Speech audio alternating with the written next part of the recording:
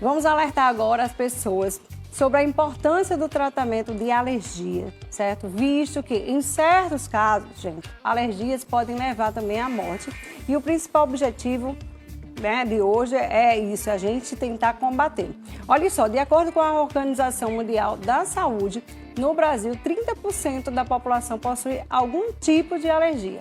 E para falar sobre esse assunto, claro, ninguém melhor do que o alergologista Dr. Raif Vasconcelos, que já está aqui ao meu lado, e a gente vai bater um papo, tá? Se você tiver dúvidas, você pode mandar sua pergunta para cá no 981457570, tá? 981457570. Fique à vontade, mande sua pergunta. Se você tiver dúvidas, se tiver com alergia, se estiver sentindo alguma coisa, mande sua pergunta que ele está aqui para responder, né, doutor Raif? Bom dia, tudo bem? Bom dia. Seja bem-vindo. Vamos falar um pouquinho sobre a questão da população. A população mais afetada com alergia, quem seria? Bom, de uma forma geral, não existe muita diferença entre a idade populacional, nem em relação ao sexo também. Mas as que mais sofrem são as crianças. É verdade. Acho que as crianças são as mais afetadas, né?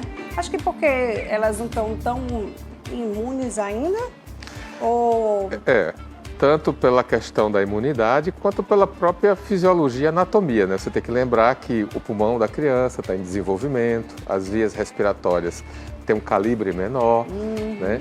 Então é bem diferente uma criança passar por um processo inflamatório, um processo que cria secreção nas suas vias respiratórias, uma criança que não sabe expectorar, né? Então ela lida com várias dificuldades que geralmente um adulto, né, é bem mais simples. É verdade. Uma criança com uma idadezinha de 5 anos, 4, 5 anos, já começa a entender melhor e já sabe colocar para fora, é mais fácil, né? Ainda mais quando a gente fala, vamos botar o sorinho no nariz. Não. Vamos suar que é melhor. Isso, a idade também ajuda na compreensão, né, e auxilia no tratamento. E além do mais, com a idade também, né, você sabe que a quantidade de medicação que a gente pode usar é diferente também, né, já crianças menores, pequenas, né, principalmente abaixo de 2 anos, a gente não tem tanta medicação que possa utilizá-la no dia a dia. Alergia, né? Qual é a mais comum hoje em dia? Bom, a alergia que mais incide, né, na população geral é a respiratória. E agora, nessa época, né, com as mudanças climáticas... Um pouco, né? Exatamente. Então, a gente sempre vai ver a asma, a rinite, a sinusite e até conjuntivite alérgica nesse período. Como é que é feito o diagnóstico? Como é que a gente pode fazer um teste de alergia para saber, né? Como é que é isso? Antes de tudo, é necessário, né, a avaliação do profissional, né? Ele é que vai decidir se realmente os sintomas que você sente estão relacionados a alguma alergia, seja de pele, seja respiratória, né? E a partir daí, né, do histórico do paciente, da história pregressa do paciente e até mesmo antecedentes familiares, então vai ser decidido qual o melhor teste que deverá ser realizado. Existem os testes sanguíneos, né, laboratório, existem os testes cutâneos. Né? Todos eles se complementam e ajudam nesse diagnóstico. Mas qual é o mais preciso, assim, o mais eficaz? O teste que realmente vai diagnosticar melhor? É difícil dar essa resposta. Esse braço assim, né? Porque tem que ficar bem paradinho, né, doutor? Isso. E aí, com o menino fazendo, é meio complicado. Algumas idades você não consegue. Às vezes não consegue fazer, né? Não. Tem que ficar paradinho. Então, falando sobre os testes, né? Os testes cutâneos ou os prick tests, né? Esses que a gente faz na pele, eles servem como um screening, como um teste de pesquisa geral. Certo. É a partir dele que a gente vai determinar se você tem uma alergia respiratória ou um alimentar, né? E nos ajuda a continuar a pesquisa. Ele não é definitivo, o seu diagnóstico não é definitivo, e a sensibilidade da pele de cada pessoa também vai determinar a resposta. Então a gente usa para fazer uma pesquisa inicial. Certo. Mas depois a gente pode aprofundar com os exames laboratoriais, os chamados RASTs. Esses são mais específicos. Muito bom, né? Vamos fazer o seguinte, solta a primeira pergunta aqui, que já tem uma do nosso telespectador. O que pode causar alergia? O ventilador pode ser um vilão? Para quem já é alérgico? Eita, não sei, gente. Acho que tudo pode causar alergia, né? tanto o ventilador quanto o ar-condicionado, né? Muito bem. Essa pergunta é muito interessante porque ela é muito comum no dia a dia do consultório, né? Bom, o que mais causa alergia? Com certeza, 94% do vilão das alergias são os ácaros. Isso. Então, o ácaro é um micro-organismo da poeira. O ventilador, ele trabalha com a movimentação do ar do ambiente, né? E a capacidade de movimentação da poeira depende também disso aí. Então, você é alérgico ao ácaro, à poeira, e você está no ambiente com o ventilador, pode ter certeza que toda a poeira que está lá, ela está sendo removida e levada ao ar e você acaba, né, respirando aquilo ali.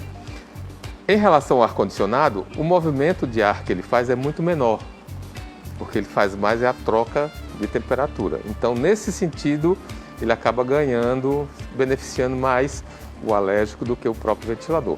Porém, a Organização Mundial de Saúde recomenda que as temperaturas não sejam abaixo de 24 graus.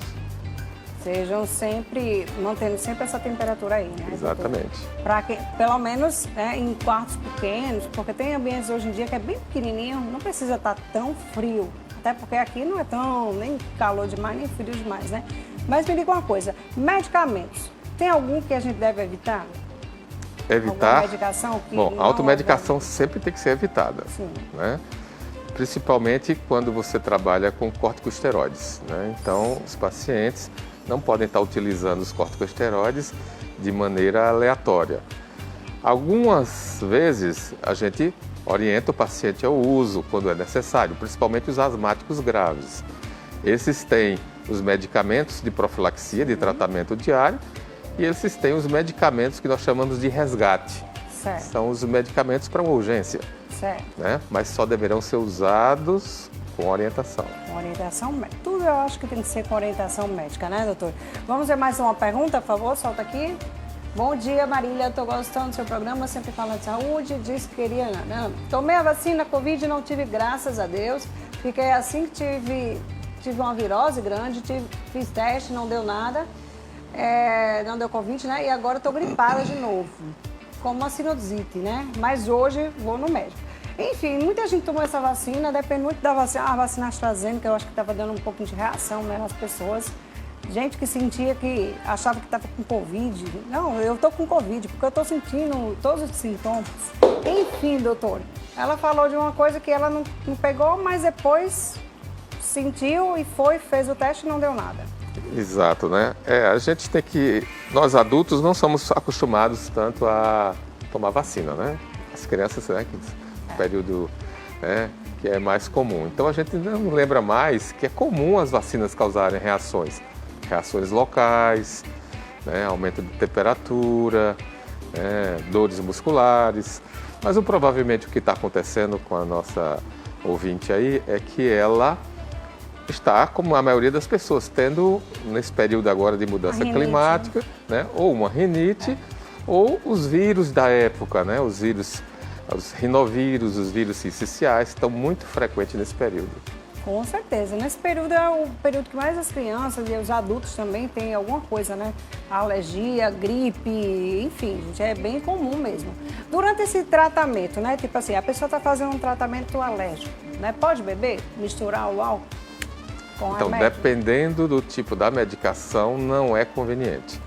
Mas aí vai depender de cada indivíduo, de cada pessoa. Às vezes até mesmo da atividade desse indivíduo, porque existem algumas atividades, por exemplo, o motorista, o piloto de avião, nem algumas medicações eles podem tomar, né? Então, imagina misturá-las com álcool.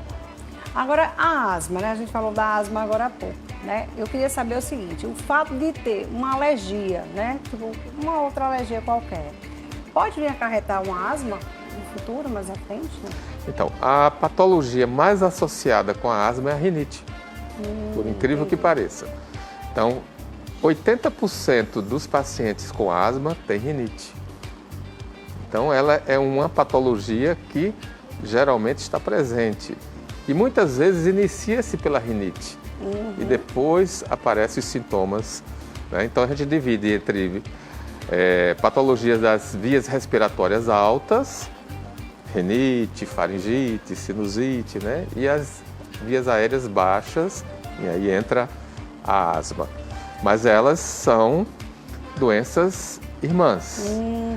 Lembrar parecido. que o processo inflamatório das vias respiratórias inicia-se no nariz, mas pode chegar aos brônquios. Ok, vamos ter mais uma pergunta aqui, doutor. Oi, bom dia. Meu filho tem rinite e já faz tempo que eu tento controlar, mas o último médico que atendeu ele disse que tinha que fazer o teste alérgico para saber o tipo de alergia. Como é feito esse exame, doutor? Como é feito esse teste de... É aquele Muito mesmo bem, teste? vai depender da idade do filho dela, né? Mas de uma forma geral nós fazemos o teste na pele, né? O prick test. É o teste de puntura cutânea, né? Então, os extratos proteicos dos principais alérgenos, por exemplo, ácaro, fungo, pelos de animais, baratas, Misericórdia. alimentos como crustáceo, leite, soja, trigo, né? Então nós colocamos na pele do paciente e fazemos um pequeno prick. O prick é uma puntura, né? Para aquilo ali possa penetrar na pele e se a pessoa realmente for alérgica, ela vai ter um anticorpo contra aquele tipo de substância e na pele vai reagir.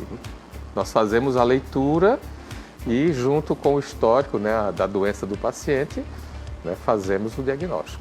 Muito bem, muito bom. Meu filho também tem rinite, né? Eu acho que ele deve ter uma rinitezinha. Por quê? Porque toda vez que ele acorda do ar-condicionado, eu acho que quando ele bota o pé no chão, tem isso também, quando você coloca o pé no chão gelado, aí começa a espirrar. Exatamente. O nosso nariz, ele é como uma estação meteorológica. Muitas pessoas acham que o nariz apenas serve para respirar, mas na verdade ele umidifica o ar, filtra o ar, né? Mas ele tem receptores também de temperatura, de pressão barométrica e até de luz. Então, no momento que você sai da sua cama com aquela temperatura que você estava deitado e coloca o seu pé no piso com a mudança de temperatura, existe um reflexo e isso aí ativa de imediato esses receptores nasais e você começa a ter vários espirros. Então os pacientes chegam e falam, sempre de manhã dou 10 espirros, salvas de espirros, assim que eu me levanto. É verdade, viu? Agora dizem, né, que quando você está espirrando muito, que lava o rosto, melhora. É verdade ou é mito? Sim, aí você consegue aquele equilíbrio da temperatura, né? Aquele choque térmico, o seu organismo já equilibrou e aí você volta ao normal. Vamos ver, tem mais uma pergunta aqui, Janaína? Áudio? Então solta o áudio, vai. Bom dia, Marília. Bom dia. Doutor, gostaria de tirar uma dúvida. Eu tenho uma criança de 5 anos, mas por causa da mudança do clima, quando muda, tá mais frio, eu noto que ela fica espirrando e corizando. Isso é um tipo de alergia. O que é que eu posso fazer? Isso é a rinite, né? Muito bem. Isso é a rinite, eu acho. Então existe aí 3 possibilidades, né? Então tá. Existe a própria rinite alérgica, que é o mais comum. Se realmente for muito sazonal, como ela fala, só nesse período, pode ser também os vírus da época. E existe uma rinite que ela é relacionada à mudança de temperatura, né? Ela não chega a ser uma rinite alérgica, mas pode acontecer nesses episódios bruscos de mudança de temperatura. A única maneira de realmente diagnosticar é examinando e fazendo exames laboratoriais ou testes alérgicos. Digamos que uma pessoa, ela teve uma alergia ao crustáceo, né? Que é bem comum, ou, sei lá, lactose, né? Que o pessoal também fala. Mas acho que o crustáceo, ele é bem, acho que é, eu não sei se é o campeão aí de alergias, que o pessoal começa a ficar, se coça, começa a fechar a glote, né? O que mais que dá? Deixa eu ver. Dá mais ou menos essas coisas, né, doutor? Incha os olhos. Teve um dia que, pronto, o Caio, né, o meu pequeno, ele já comeu caranguejo. Aí eu dei, não teve nada. Outra vez, ele só pegou do caranguejo. E aí botou a mão no olho, começou a inchar. Outra vez, começou a se coçar. Ou seja, uma vez não teve, depois teve, pode adquirir então, né, doutor? Pois é, Marília. Então, Essas perguntas eu acho que são bem esclarecedoras. É. Geralmente, os pacientes chegam no consultório com exatamente essa pergunta. Mas eu não era alérgico. Isso. Mas eu sempre comi esse alimento, eu sempre utilizei. Então é necessário que, para haver uma alergia, ter havido uma exposição prévia. Você não vai ter alergia a algo que você não foi exposto ainda. O seu organismo ele é apresentado aquela substância, né? O alimento, a droga, né? Qualquer substância que entra no nosso organismo, ela é apresentada para o nosso sistema imunológico. E a partir daí, dependendo de vários fatores, genéticos, até mesmo de determinados processos inflamatórios que você está vivendo no momento, ela pode fazer com que o seu organismo crie células específicas contra aquela proteína. Então, a maioria dos alérgicos a crustáceo ou medicamentos sempre utilizaram ou sempre se alimentaram. Em uma determinada faixa etária, que é chamado adulto jovem, entre os 20 a 30 anos de idade, é onde acontece geralmente o diagnóstico. Então eles passaram um tempo se alimentando, mas em algum outro momento o organismo decidiu que aquela proteína era muito estranha para o organismo, desenvolveu um anticorpo e toda vez que ele se alimentar, esse anticorpo causará um processo inflamatório que poderá ser leve ou até levar à anafilaxia. A anafilaxia é o grau máximo, né, da alergia e pode levar até a morte. Olha, tem gente que só com o cheiro tipo do camarão, do crustáceo, já fica meio se coçando, né? Já fica meio vermelho, se coçando, sei lá, dá logo uma crise. Já tem gente que diz que a casca do camarão é que dá alergia e não o camarão. Come o camarão não dá nada, mas se comer com casca, tem alergia. Será que não é porque a casca é durinha, vai passando na garganta e a pessoa fica por conta disso? Aí acha que está com alergia ou é realmente? Existem sensibilidades diferentes, realmente. Então tem pessoas que só ingerindo o alimento que causam, mas tem pessoas que só está na presença, o vapor, né? A fritura daquilo ali, aquela proteína ela é jogada no ar e só através da inalação já é capaz de provocar realmente. Mas isso aí é individual. Em relação ao corpo, à casca, tudo vai depender de que proteína do camarão ele é alérgico. Não é uma única proteína que o camarão possui. Ele existe a proteína principal, mas existem as proteínas menores. Quando você é alérgico à proteína principal, você não come nada do camarão. Mas se você for alérgico às proteínas menores, geralmente existe essas diferenças. Consegue comer de determinada forma, mas não consegue de outra. Muito bem. Tá aqui, mais uma pergunta, a Janaína solta aqui. Opa!